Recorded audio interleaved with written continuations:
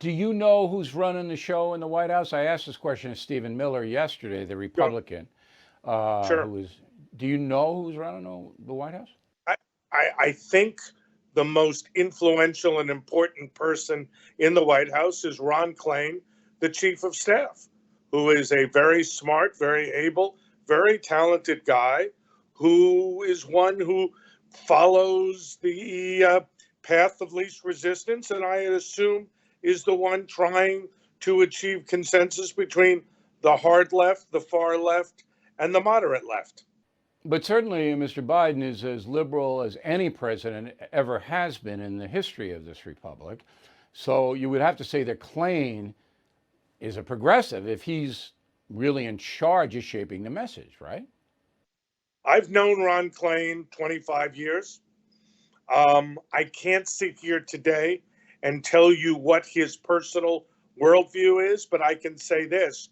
There is no evidence to me that Ron Klain or any of the other people around Joe Biden are resisting progressivism in any shape, manner, or form. It is how progressive is that agenda, not will it be a far left socialist agenda. Yeah, it is, but it is a far left agenda that Mr. Biden has embraced after a career of being a so called moderate in the Senate.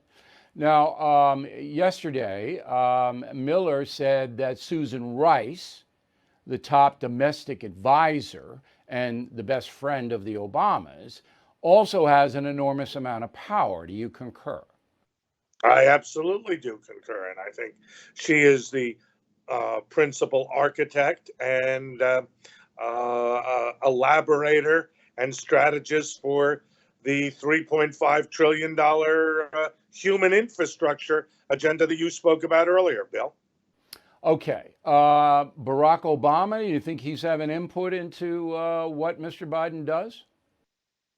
I think that the very fact that so many of his appointees are in prominent roles in this government suggests that his influence is either direct or indirect. And at a certain point in time, it doesn't matter which it is. But I think the simple answer to your question has to be yes.